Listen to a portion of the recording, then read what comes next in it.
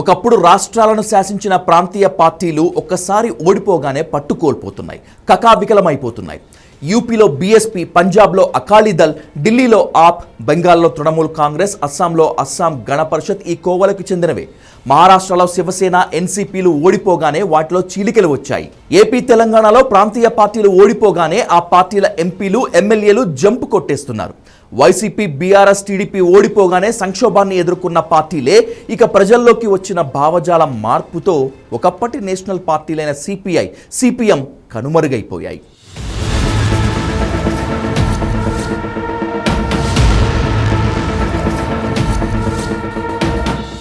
స్థానిక అంశాలను, సెంటిమెంట్లను లక్ష్యంగా చేసుకుని అధికారంలోకి వచ్చిన ప్రాంతీయ పార్టీలు క్రమంగా మనుగడ కోల్పోతున్నాయి. కేంద్ర సహకారం అందకపోవటం, నిధుల కొరతతో ప్రాంతీయ ప్రభుత్వాలు ప్రజల అంచనాలను అందుకోలేకపోతున్నాయి. సిబిఐ, ఈడీ, ఐటీ దాడులతో విపక్ష నాయకుల ఆర్థిక మూలాలు దెబ్బతింటున్నాయి. బీజేపీ ఆపరేషన్ ఆకర్ష్ ప్లాన్ ఎలాగూ ఉంది. కుటుంబ పాలన, అవినీతి ఆరోపణలు కూడా ప్రాంతీయ పార్టీలు క్షీణించిపోవటానికి కారణం.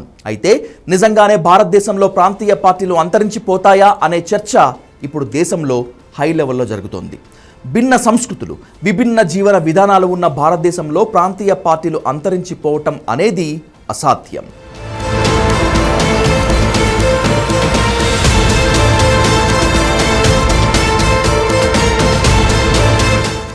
బెంగాల్లో ఓడిపోగానే మమతా బెనర్జీ పార్టీ, తృణమూల్ కాంగ్రెస్ తీవ్ర సంక్షోభంలో కూరుకుపోయింది. ఇది అలాంటి సంక్షోభం కాదు. ఏకంగా 20 మంది ఎంపీలు సొంత కుంపటి పెట్టి ఓ అనామక పార్టీలో చేరి పరోక్షంగా ఎన్డీఏలో భాగమైపోయాయి. అలాగే ఎమ్మెల్యేలు తృణమూల్ని వీడి బీజేపీ వైపు చూస్తున్నారు. 15 ఏళ్ల పాటు అధికారంలో ఉండి చూపుడు వేలుతో, కనుసైగలతో పశ్చిమ బెంగాల్ను శాసించిన మమతా బెనర్జీ కూడా ఈ సంక్షోభ పరిస్థితుల్లో ఏం చేయాలో పాలుపోక దిక్కులు చూస్తున్నారు. ఎన్నికల్లో ఓడిపోయినప్పుడు దేశంలో ప్రాంతీయ పార్టీలన్నింటికీ ఇలాంటి దుస్థితి సర్వసాధారణమైపోయింది. ప్రాంతీయ పార్టీ అధ్యక్షుల నిరంకుశత్వం, కుటుంబ పాలన, ఏక వ్యక్తి విధానాలతో విసిగిపోయే ఆ పార్టీల నేతలు ఇలా ఓడిపోగానే సొంత పార్టీని వదిలి పారిపోవటం చాలా రాష్ట్రాల్లోనే చూస్తున్నాం. ప్రాంతీయ పార్టీలను జాతీయ పార్టీలు మింగేయటం దేశంలో అడపాదడపా జరుగుతూనే ఉంది. ముఖ్యంగా బీజేపీ నిరంకుశ రాజకీయాల్లో అవకాశం దొరికితే చాలు ప్రాంతీయ పార్టీలను మింగేయటం, ఆ పార్టీ నేతల్ని లొంగదీసుకొనో, ఆశ చూపో రాజకీయం చేయటం అనేక సందర్భాల్లో కనిపిస్తూనే ఉంది.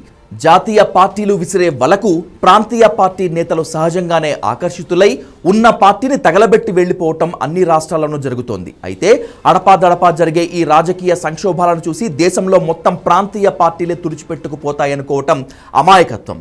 బెంగాల్లో తృణమూల్ పార్టీ ఇప్పటి వరకు 30 ఏళ్లు రాజకీయం చేసేసింది. కేంద్రంలో సంకీర్ణ ప్రభుత్వంలో ఉంది. ఆ తర్వాత పశ్చిమ బెంగాల్లో 15 ఏళ్లు నిరాటంకంగా పరిపాలించింది. ఆ పార్టీ పట్ల, ఆ పార్టీ అధినేత పట్ల సహజంగానే వ్యతిరేకత వస్తుంది. తెలంగాణలో 10 ఏళ్ల బీఆర్ఎస్ అహంకారపూరిత పాలన చూసిన తర్వాత ఇలా సహజంగానే జనం మార్పు కోరుకున్నారు. తమిళనాడులోనూ అదే జరిగింది. ఆంధ్రప్రదేశ్లో ప్రతి 5 ఏళ్లకు ప్రభుత్వం మారుతోంది. ఒక పార్టీ ఓడిపోయినంత మాత్రాన ఆ పార్టీ అంతరించిపోతుందని చెప్పలేం. జాతీయ పార్టీలు ప్రాంతీయ పార్టీల్ని ఏదో ఒక సందర్భంలో మింగేయాలని ప్రయత్నించినా ఎప్పటికప్పుడు ప్రాంతీయ పార్టీలు మనుగడ సాగిస్తూనే ఉన్నాయి. మరికొన్ని ప్రాంతీయ పార్టీలు పుడుతూనే ఉన్నాయి. 1967 నాటికే దేశంలో 11 రాష్ట్రాల్లో ప్రాంతీయ పార్టీలు ప్రభుత్వాలను ఏర్పాటు చేశాయి. 59 సంవత్సరాలలో తమిళనాడులో ఈ రోజుకి బీజేపీ కానీ, కాంగ్రెస్ని కానీ ప్రభుత్వాలు ఏర్పాటు చేయలేకపోయాయి. బీజేపీ దేశమంతా వ్యాపించినా ఇప్పటికీ కేరళ, తమిళనాడు, ఆంధ్రప్రదేశ్, తెలంగాణ రాష్ట్రాల్లో ప్రభుత్వాలు ఏర్పాటు చేయలేకపోయింది. దీన్ని బట్టి భారతదేశంలో ప్రాంతీయ పార్టీల్ని పూర్తిగా తుడిచిపెట్టలేరు అనేది క్లియర్ కట్గా అర్థమవుతోంది.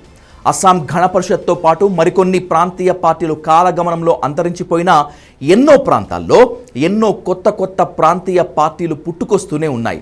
ఇటీవలే పుట్టినటువంటి టీవీకే తమిళనాడులో పూర్తి స్థాయి అధికారంలోకి వచ్చింది. 1990 తర్వాత సంకీర్ణ యుగం ప్రారంభమయ్యాక ప్రాంతీయ పార్టీల సహకారం లేకుండా కేంద్రంలో ప్రభుత్వాలే లేవు. నేటికి జాతీయ స్థాయిలో ప్రాంతీయ పార్టీల సహకారంతో కూటమి ప్రభుత్వాలే నడుస్తున్నాయి. దీన్ని బట్టి ఇండియాలో ప్రాంతీయ పార్టీలు నిర్మూలించడం సాధ్యం కాదని తేలిపోయింది. భిన్న సంస్కృతులు, వైవిధ్యభరితమైన భారతదేశంలో కొత్త ప్రాంతీయ పార్టీలు పుడుతూనే ఉంటాయి, రాజకీయం చేస్తూనే ఉంటాయి. తమిళనాడులో అన్నాడీఎంకే దెబ్బతింటే టీవీకే పుట్టుకొచ్చింది. ఆ రాష్ట్రంలో అధికార మార్పిడి ప్రాంతీయ పార్టీ నుంచి మళ్ళీ ప్రాంతీయ పార్టీకే వెళ్ళింది, జాతీయ పార్టీకి వెళ్ళలేదు. ఇది గమనించాల్సిన విషయం. ప్రాంతీయ పార్టీలు కుటుంబ పాలన చేస్తాయని, వారసత్వ రాజకీయాలకు కేంద్ర బిందువని, అవినీతిమయమని ఎన్ని ఆరోపణలు ఉన్నప్పటికీ భారతదేశంలో ప్రాంతీయ పార్టీలు మనుగడ సాగిస్తూనే ఉంటాయి.